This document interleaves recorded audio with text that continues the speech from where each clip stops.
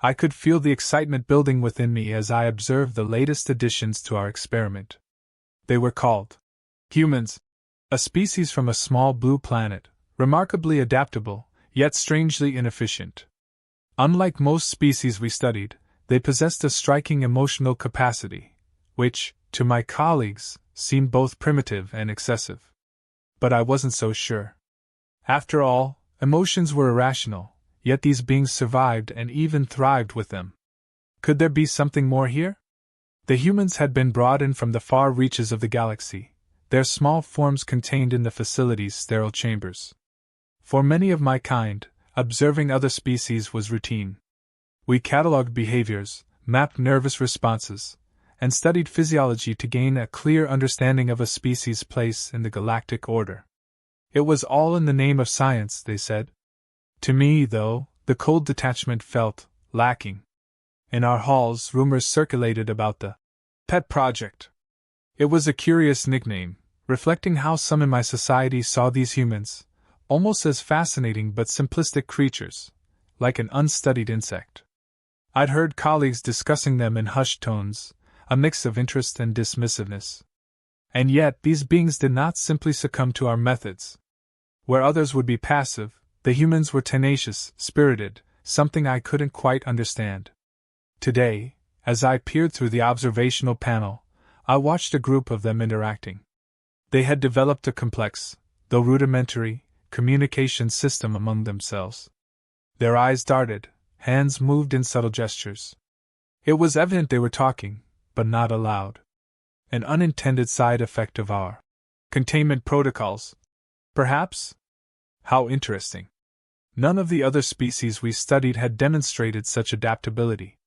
From the first day, they tried to communicate with us, even understanding our language despite the absence of shared symbols or sounds.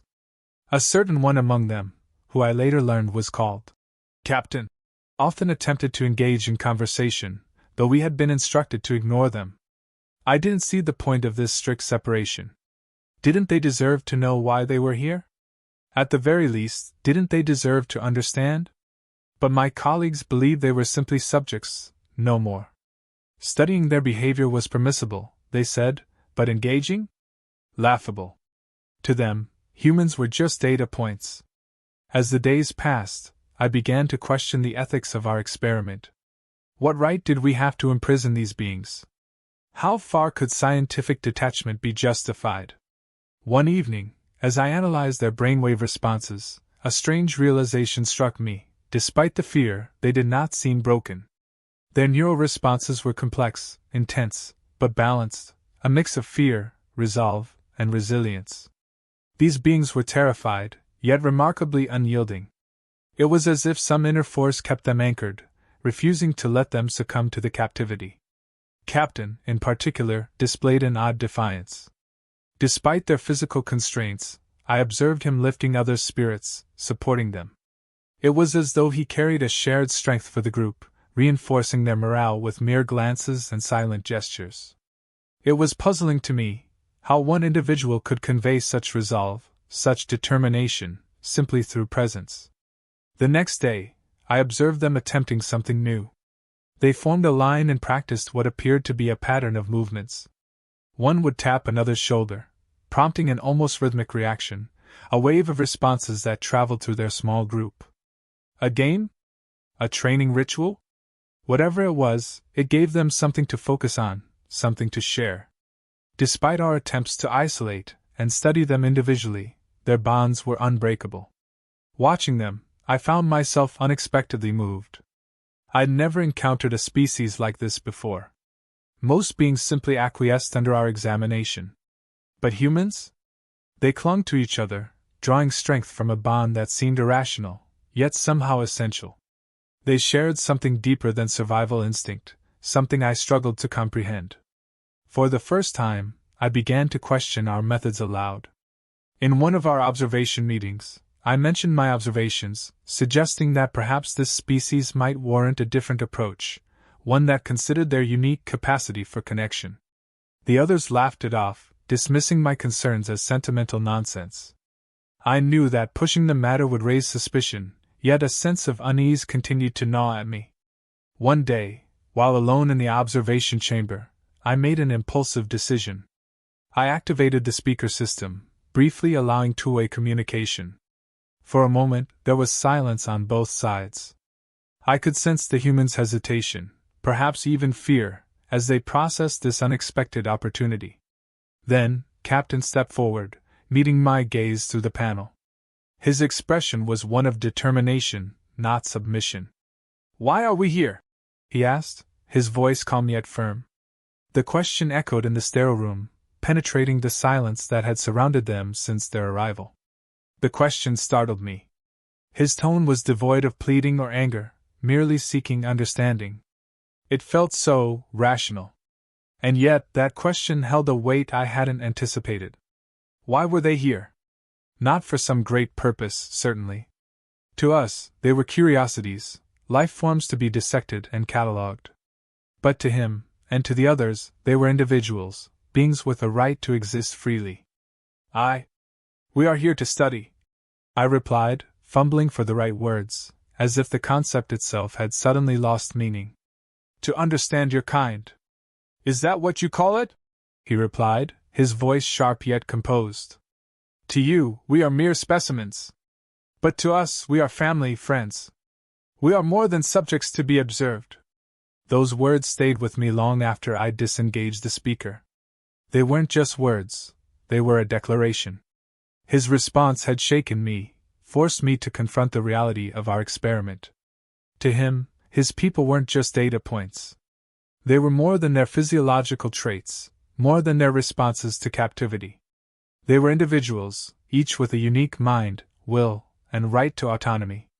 In the following days, I began to see them differently. My role felt less like an objective observer and more like an accomplice in an unjust experiment. Their interactions, once amusing and baffling, now seemed profound, revealing a capacity for resilience that exceeded anything I'd seen. Despite the fear, the discomfort, they adapted and persevered, driven by a strength I'd never encountered. As I watched Captain and his group, I realized that I was witnessing something unique. These beings were not primitive at all. If anything, they possessed a sophistication of spirit, a spirit that couldn't be quantified by data.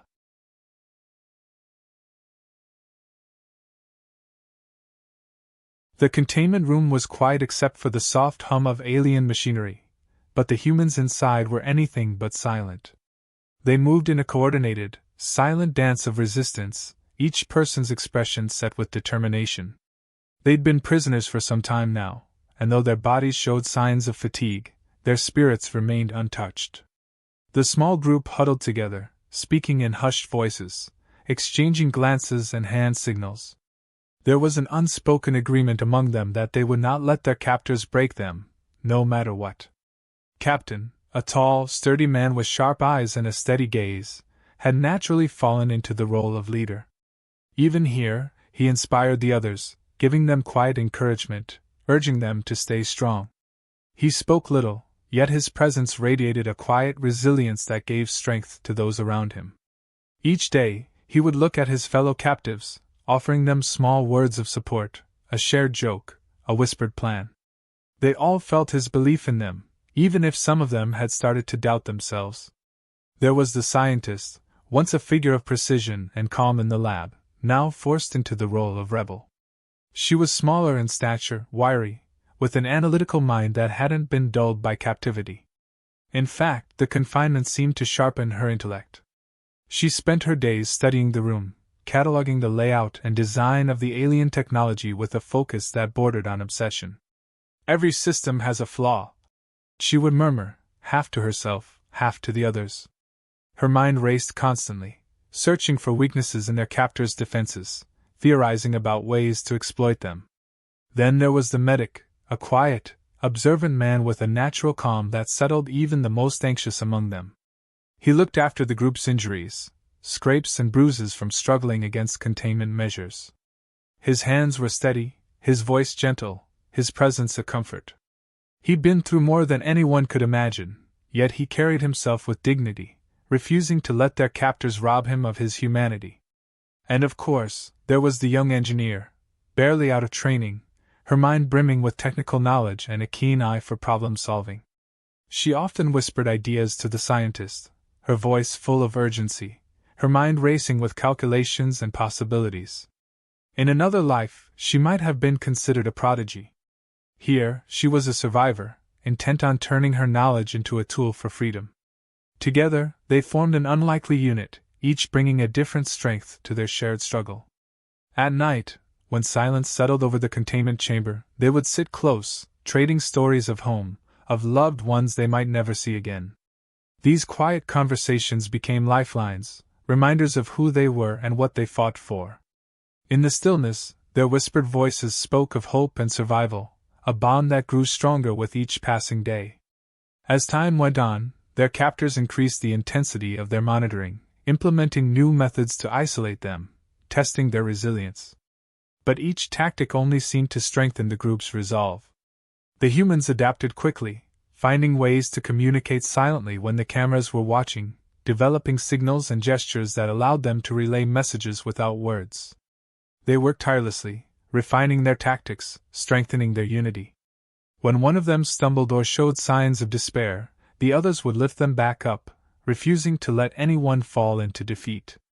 Captain led by example, pushing himself harder, showing no signs of weakness. It was a testament to his leadership that even in the face of exhaustion, he could smile, offer a comforting word, remind them of why they couldn't give up. In those moments, the group felt invincible, a force of will that defied the aliens' attempts to control them. Their small acts of defiance began to take shape in tangible ways. The scientist managed to disable one of the monitoring devices with a piece of metal she'd pried loose from her own bunk, feigning sleep while she dismantled it with delicate precision.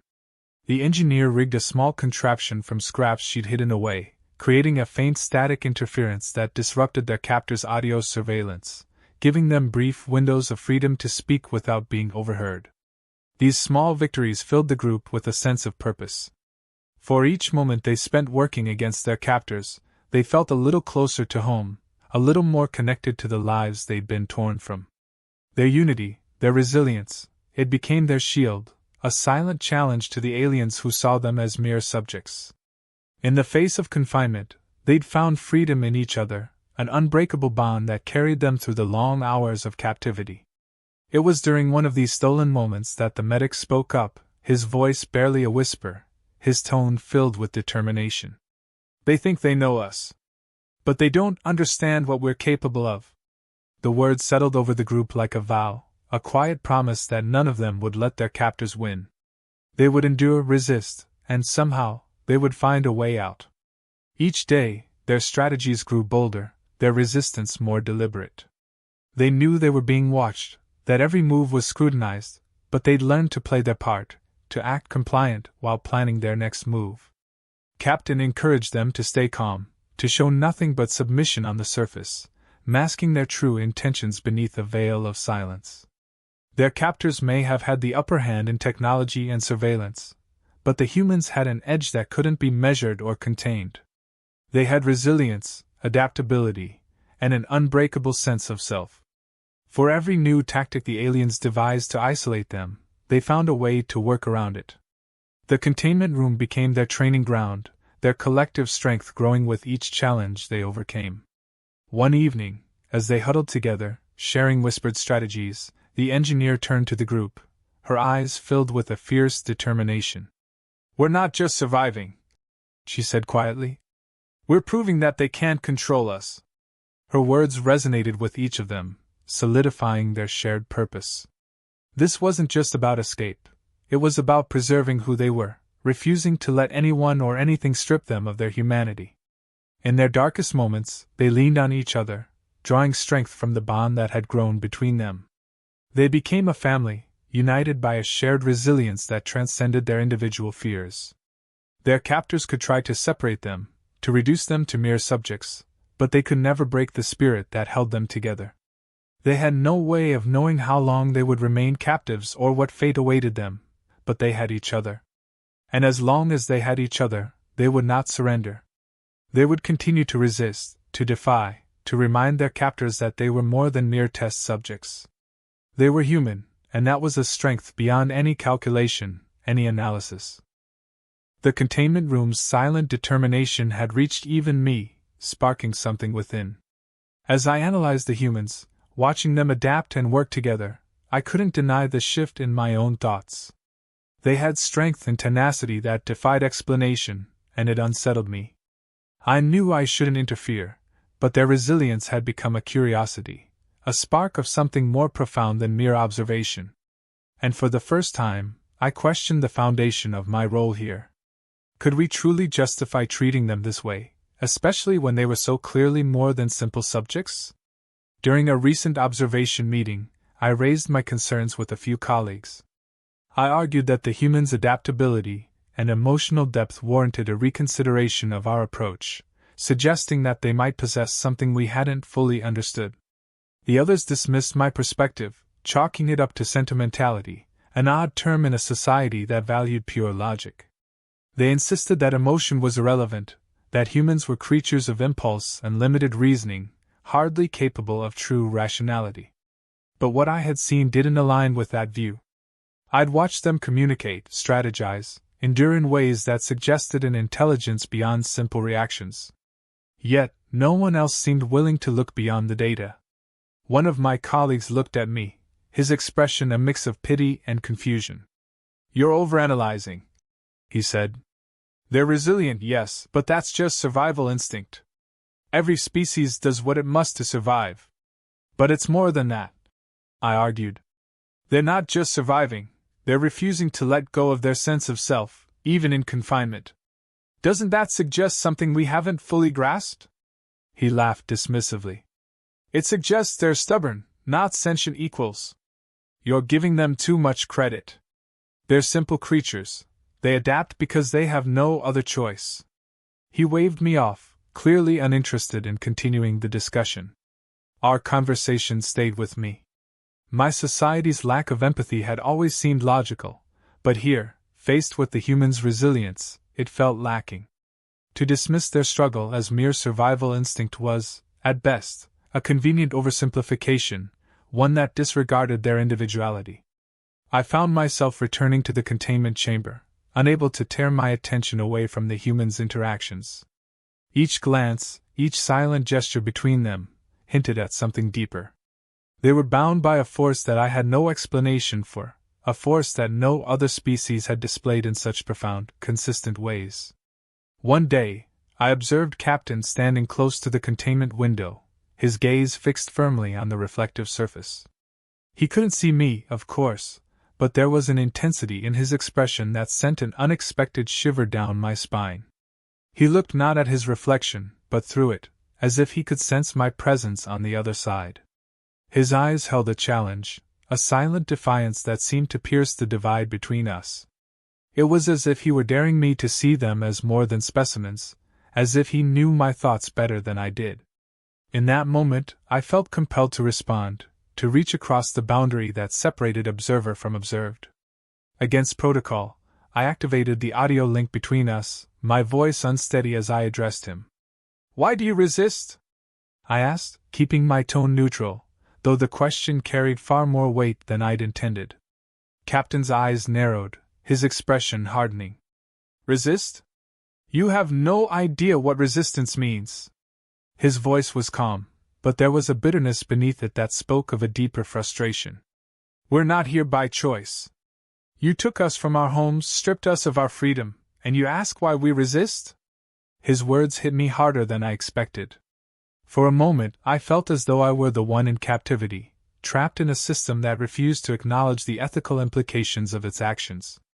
"We study you to understand," I said, struggling to explain what suddenly felt indefensible. It's science." "Is that what you tell yourself?" he replied, his tone sharp. "You think because you call it science, you're justified in treating us like experiments? We are more than data. We have lives, families, people who care about us. But you've taken all that away for what? Knowledge?" I didn't respond, unable to find a defense that felt right. His words, spoken with a calm resolve, stirred something within me, a feeling that went against everything I'd been taught. I wanted to dismiss it as sentiment, as an irrational impulse. But it was more than that. It was the undeniable recognition of their humanity, a realization that no amount of logic could erase. Captain continued, his voice softer but no less resolute. You think you understand us because you can measure our responses, analyze our behavior. But understanding doesn't come from observation alone. It requires empathy, something you seem to lack. His gaze held mine, and in that moment, the divide between us felt unbearably vast. His words resonated in a way I couldn't ignore. They echoed in my mind long after I left the observation chamber, haunting me with a clarity that defied the logic I clung to. For all our advancements, our society's understanding of other species was limited by an inability to connect, to see beyond the data we collected. The humans weren't just objects to be studied, they were beings with minds and hearts, as complex and intricate as our own. Over the next days, I found myself watching them with a new perspective. Each interaction between them, every shared glance or reassuring touch, revealed layers of connection that no data could capture. Their resilience was more than survival. It was a testament to their inner strength, a strength that transcended our understanding. The more I watched, the more I realized that they possessed something we lacked, something that had the power to challenge even the cold, logical order of my society. The next time I spoke to my colleagues, I approached the subject with more conviction, challenging the idea that humans were merely primitive creatures. I described the complexity of their interactions, their adaptability, their refusal to surrender their identity even in confinement. But my words were met with skepticism, even disdain. To them, I was overstepping, allowing emotion to cloud my judgment. They couldn't see the value in the traits I'd come to admire, traits that defied our understanding of intelligence and resilience. Frustrated, I returned to the human's chamber, my thoughts a whirlwind of questions and doubts. Captain's words replayed in my mind, challenging the foundations of everything I'd believed. I realized that he was right. We could never truly understand them by simply observing from a distance. Real understanding required engagement, empathy, a willingness to see them not as specimens, but as equals. As I looked through the observation panel, a sense of resolve settled within me. I could no longer stand by and watch as my society disregarded the humanity of these beings. Their spirit, their resilience, it was a force that demanded respect, a testament to their right to exist freely. They were more than mere subjects. They were individuals with a strength that no confinement could break. I knew what I had to do. The decision was made. I couldn't continue to be complicit in their captivity, couldn't ignore what I'd seen in them. And so, I began quietly planning, knowing the risks I would face if caught. I observed the security systems during off hours, noted the sequences of the containment protocols, studied each guard rotation. It was strange, feeling nervous for the first time in my life, a feeling that defied all logical explanation. Yet the more I thought about the humans, their resilience, their spirit, the more certain I became. I would help them escape. On the day of the plan, I approached the containment chamber with a sense of purpose I hadn't felt before. Inside, the humans stood waiting, alert, their eyes following my every move. They sensed something was different, an unspoken readiness settling over them. Captain met my gaze, an unspoken question in his eyes, a blend of hope and caution. Without a word, I keyed in the access code to disengage the locks. The hum of containment fields around them went silent, and I saw their expressions shift, a mix of disbelief and determination. I gestured for them to follow, and they fell into line, instinctively moving with a discipline that spoke to their training and trust in each other. They were cautious, but there was no hesitation, no wavering. For them, this was the moment they'd been waiting for, the chance they hadn't dared hope would come. As we moved through the corridors, I kept my focus sharp, aware of every sensor, every possible alert. The humans moved with surprising ease, their steps silent, their movements quick and precise. Captain took the lead with me, his eyes scanning for any signs of trouble. The others fell into formation behind him, each one carrying an aura of quiet resolve. Their cohesion was impressive. Even without words, they moved like a single, unified force, bound by an unbreakable commitment to one another. We encountered our first obstacle near the main corridor, a guard post with 2 sentries. I gestured for the humans to wait, then approached the guards, engaging them in a brief, strategic conversation. My authority in this facility was unquestioned, and they accepted my explanations without suspicion. As soon as they were distracted, I signaled the humans, who moved swiftly, slipping past undetected. Captain gave me a nod, a silent acknowledgement of our trust, a trust one was determined not to break. The path to the transport bay was more challenging. Security measures grew more complex as we neared the exit, with layers of detection fields and automated patrols. I watched as the engineer and their group quietly disassembled a small tool she'd hidden away, rerouting a security node with precision that belied her young age.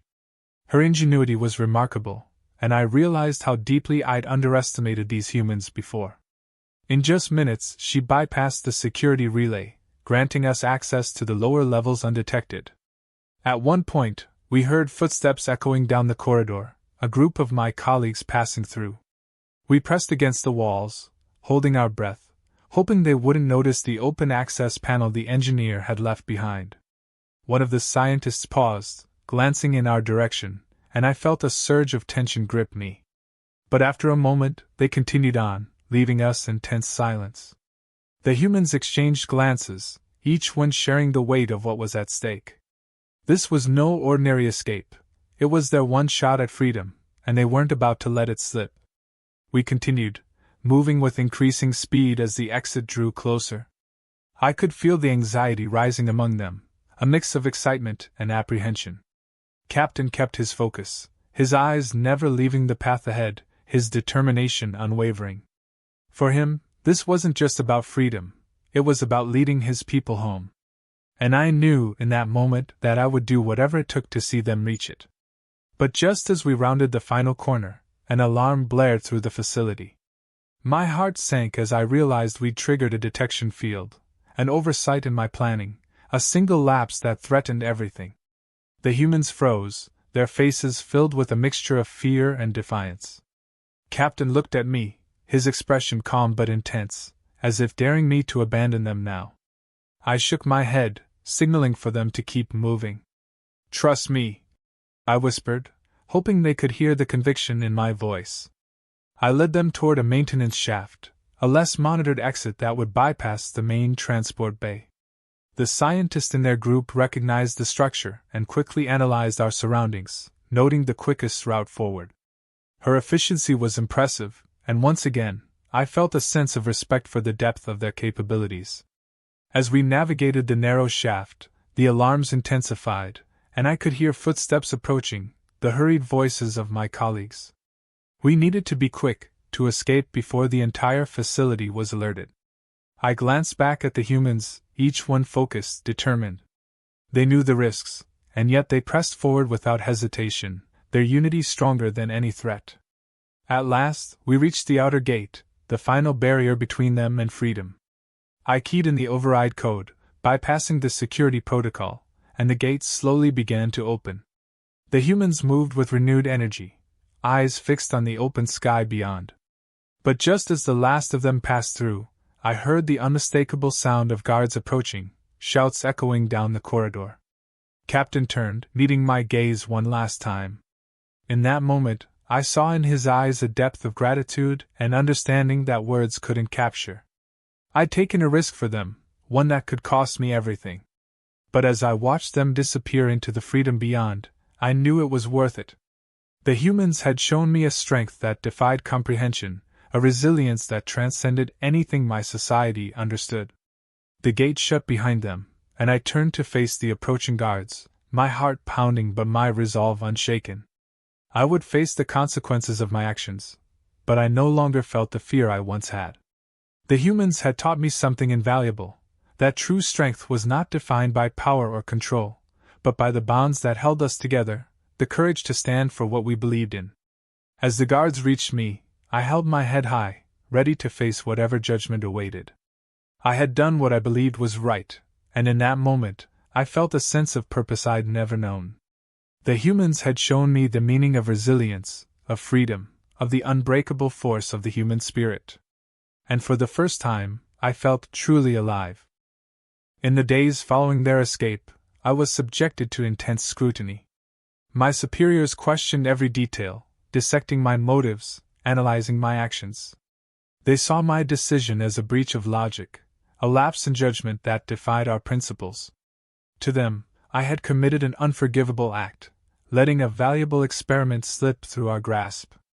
But as I stood there, enduring their accusations, I felt a strange calm. The human strength, their spirit, had left an indelible mark on me, a mark that no punishment could erase. My society's leaders demanded answers. They sought to understand what had driven me to act against everything we had been taught. Emotions are unreliable, one of them said, his voice cold and detached. They cloud judgment, lead to irrationality. You allowed these impulses to corrupt your duty. Explain yourself. I looked into their faces, trying to find a trace of empathy, of understanding, but there was none. What I did, I replied, was an act of empathy, of recognizing the sentience in others. These humans are not subjects. They are beings with lives, families, and the right to freedom. They dismissed my words, treating them as a misguided sentimentality, a result of contamination by the very beings we sought to understand. But I knew they were wrong. The human's resilience had shown me something beyond logic, beyond the cold calculations we relied on. It was a connection, a sense of shared purpose that I had never experienced. I realized, in that moment, that I would not trade that knowledge for anything. As the proceedings continued, a few members of our council seemed intrigued, perhaps even questioning the rigidity of our approach. I noticed one or two exchanging glances, a flicker of doubt in their eyes.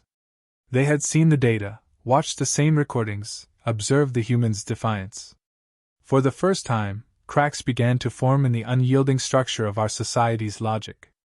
Perhaps, just perhaps, my actions had planted a seed of doubt. Days turned into weeks, and though I was stripped of my position, reduced to a role of lesser status, I held my head high. I knew I had made the right choice. I couldn't unsee what the humans had revealed, the depth of their connection, their resilience, their indomitable spirit. It was something that transcended knowledge, something that demanded recognition and respect. Word of my actions spread through our community, reaching even those who had never questioned our society's values. Some regarded me with disdain, a cautionary example of what happens when one deviates from our norms. Others, however, began to seek me out, quietly, in passing conversations. They would ask about the humans, their eyes betraying a curiosity they dared not voice aloud. I shared what I could, speaking of the strength I'd witnessed, the unity that had defined them, and in those quiet exchanges, I saw the beginning of change. One evening, as I walked through the corridors of the facility, I encountered a fellow scientist, one who had once been a close colleague. He stopped me, his expression unreadable. "You risked everything," he said, his tone laced with a hint of disbelief. "For beings we barely understand." "Why?" I met his gaze, feeling a calm certainty I hadn't known before. "Because understanding isn't just data or observation. It's connection. The humans showed me that. They taught me that there's more to life than knowledge alone. They possess something we've overlooked, a resilience, a depth of spirit. And that's worth protecting." He seemed taken aback, but I saw the hint of consideration in his eyes, a hesitation that spoke of curiosity. He nodded slowly, a silent acknowledgement, before walking away. It was a small moment, but it carried the weight of something larger, a shift in perspective, however slight. Perhaps that was enough. News of the humans' escape spread quietly but persistently among our ranks, each retelling sparking a mix of curiosity and speculation. Some began to wonder if they, too, might have acted similarly, had they been in my position. The humans had left an imprint on our society, an imprint that couldn't be erased, no matter how tightly the council tried to control the narrative. And though I was no longer in a position of influence, I knew that the impact of their spirit, of their resilience, would ripple through our world in ways unseen. Months passed, and life resumed a semblance of normalcy. But for me, normalcy had shifted irrevocably. I spent my time reflecting, studying the records I still had access to, sifting through the data with a new perspective. The humans had shown me a form of courage, a strength I could barely comprehend, and I found myself seeking to understand it, even as an outsider. One day, as I sat alone in the quiet of the facility, a message arrived, an encrypted transmission, marked with a familiar insignia. I opened it, my heart pounding as I recognized the human symbol for their ship, a signature I had memorized during our time together. The message was brief, a simple line of text, but it spoke volumes. "We are safe. Thank you." I felt a wave of relief, a satisfaction that words couldn't capture. They had made it, survived against the odds, and they had remembered. In that moment, I realized that my actions had mattered, that the bond we had forged, however brief, had left a lasting impact. I had witnessed the resilience of humanity, had been changed by it, and now, knowing they were free, I felt a peace I had never known. Over time, the Council's grip on our society's narrative began to loosen, and the story of the humans' escape became more widely known.